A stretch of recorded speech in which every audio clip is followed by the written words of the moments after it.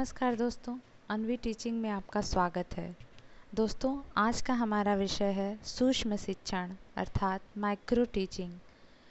शिक्षा से जुड़े हर विद्यार्थी, चाहे वह बीएड का हो, एमएड का हो, बीटीसी का हो, टीईटी का हो, सीटीईटी का हो, सुपर टेट का हो या फिर नेट का हो, माइक्रो टीचिंग के बारे में जानकारी रखना बहुत ही अनिवार्य है। तो आइए दोस्तों, जानते हैं कि माइक्रो टीचिंग क्या होती है और कैसे की जाती है।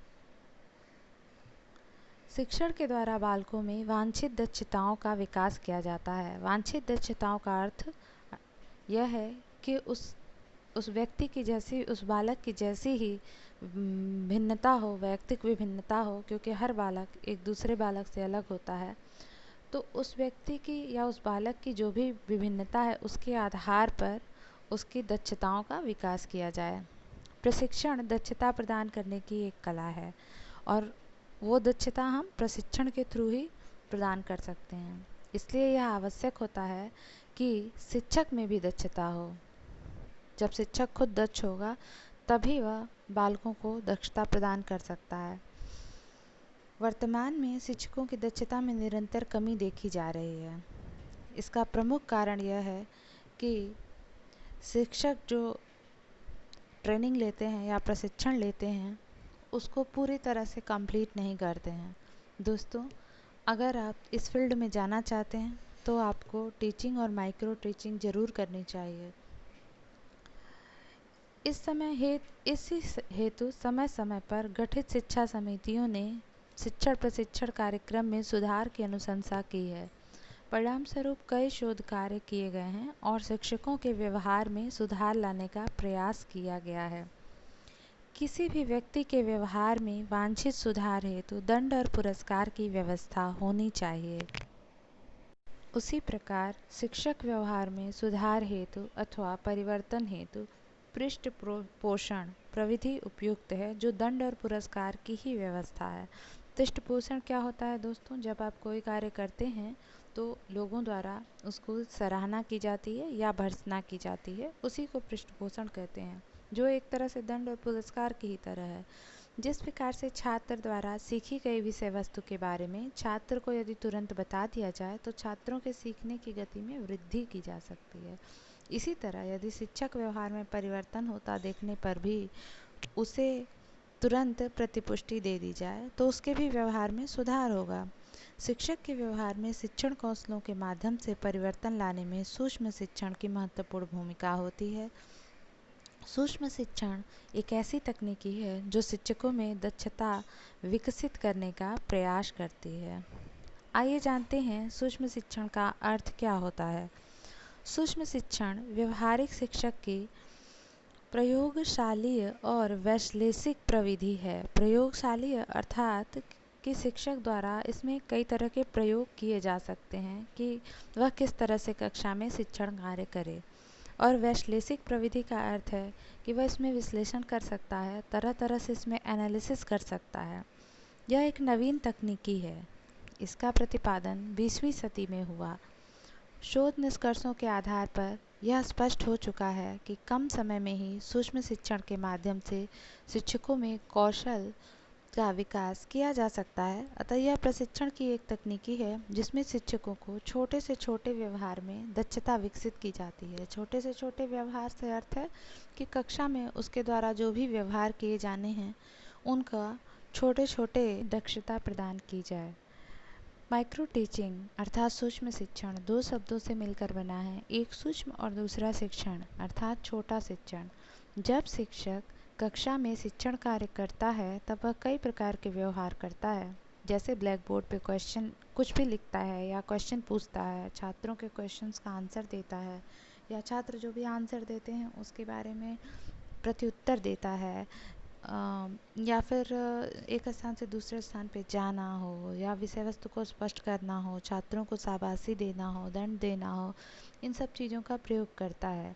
यदि इन सभी कार्य हेतु शिक्षक को प्रशिक्षित किया जाए तो नया संपूर्ण शिक्षण प्रभावी बनाया जा सकता है। जैसे शिक्षक को सर्वप्रथम क्वेश्चन पूछने का एक कौशल सिखाया जाए, प्रश्न बनाने के संबंध में बताया जाए। इस तरह सूक्ष्म शिक्षण साधारण शिक्षण अभ्यास के ही रूपों में से है, लेकिन यह उनसे कुछ भिन्न है। शिक्षण अभ्यास हेतु छात्राध्यापक समीप में स्थित या स्थानीय स्कूल में जाकर कुछ घंटों, दिनों या सप्ताह के लिए किसी कक्षा में 1 या 2 विषय पढ़ाता है। यह आपका शिक्षण अभ्यास हो जाता है। उसकी कक्षा 25 से 30 मिनट की होती है या 50 से 60 मिनट भी हो सकती है। शिक्षण कालांश को 30 से 35 से लेकर 40-45 मिनट का होता है, जबकि सूक्ष्म शिक्षण इससे भिन्न होता है। तो आइए सूक्ष्म शिक्षण की कुछ परिभाषाएं देखते हैं। मतानुसार स्टैनफोर्ड विश्वविद्यालय में इस प्रणाली का जन्म हुआ। एलन और नियान ने सूक्ष्म अध्यापन के निम्न 5 मूलभूत सिद्धांत बताए। सूक्ष्म शिक्षण वास्तविक शिक्षण है। इस प्रणाली में साधारण कक्षा शिक्षण की कठिनताओं को कम किया जाता है। एक समय में किसी एक विशेष कार्य एवं कौशल पर ही प्रशिक्षण दिया जाता है। अभ्यासक्रम की प्रक्रिया पर अधिक नियंत्रण रखा जाता है। परिणाम संबंधी साधारण ज्ञान एवं प्रतिपुष्टि के प्रभाव की परिधि विकसित होती है। अब आइए शिक्षा के विश्वकोश अर्थात एनसाइक्लोपीडिया ऑफ एजुकेशन के अनुसार इसकी परिभाषा जानते हैं। सूक्ष्म शिक्षण वास्तविक निर्मित तथा अध्यापक मुठभेड़ का न्यूनीकृत अनुभव है, जो शिक्षण प्रशिक्षण पाठ्यचर्या विकास और अनुसंधान में प्रयुक्त होता है। दोस्तों, शिक्षण वास्तविक निर्मित तथा अध्यापक मुठभेड़ का अर्थ यह है कि यह वास्तविक निर्मित अर्थात शिक्षकों द्वारा निर्मित किया जाता है और आपस में जो छात्र शिक्षक हैं वो एक दूसरे से क्वेश्चनिंग करते हैं, इसलिए इसको मुठभेड़ का न्यूनीकृत अनुभव कहा जाता है। सिंह के शब्दों में सूक्ष्म शिक्षण शिक्षक प्रशिक्षण के लिए एक नवीन ढांचा है, जो प्रशिक्षणार्थियों को अपने पाठ की समाप्ति के तुरंत बाद उसके निष्पादन के विषय में सूचना प्रदान करता है। ग्रिफिथ्स ने कहा कि सूक्ष्म अध्यापन की सर्वसम्मत और संपूर्ण कोई परिभाषा नहीं है। यह बहुत ही लचीली और अनुकूलनशील प्रक्रिया है। बीएम के अनुसार सूक्ष्म शिक्षण कम अवधि, कम छात्र और कम शिक्षण क्रियाओं वाली प्रविधि है। शिक्षण का महत्व देखते हैं। सूक्ष्म शिक्षण में छात्राध्यापक अपने प्रशिक्षण संस्थान में तथा अपने सहपाठी छात्र शिक्षकों के मध्य व्यवहारिक शिक्षक का प्रशिक्षण प्राप्त करता है। सूक्ष्म शिक्षण कम समय, कम छात्र और कम विषय वस्तु एवं कम शिक्षण व्यवहारों अथवा क्रियाओं की प्रविधि है। इस प्रकार सूक्ष्म शिक्षण व्यवहारिक शिक्षण के प्रशिक्षण की सरल तकनीकी है। दोस्तों, क्या कह रहा है कि सूक्ष्म शिक्षण में समय कम होता है, अर्थात ये 5 से 10 मिनट तक का हो सकता है। कम छात्र होते हैं, इसकी विषय वस्तु भी कम होती है और इसमें कम शिक्षण व्यवहार और क्रियाओं के प्रविधि का प्रयोग किया जाता है। शिक्षण कौशलों में प्रवीणता लाने के लिए यह एक प्रभावी विधि है, क्योंकि हर एक कौशल पे अलग से फोकस किया जाता है, इसलिए शिक्षण कौशलों में प्रवीणता आती है। सूक्ष्म शिक्षण में छात्राध्यापकों को कक्षा शिक्षण के दौरान आने वाली कठिनाइयों का आमना सामना करना आता है। इसके अंतर्गत हम कक्षा में जाने से पहले अगर एक प्रैक्टिस हो जाती है तो कक्षा में जाने पर जो भी परेशानी आने वाली है यह छात्रों को पहले ही अनुभव हो जाता है।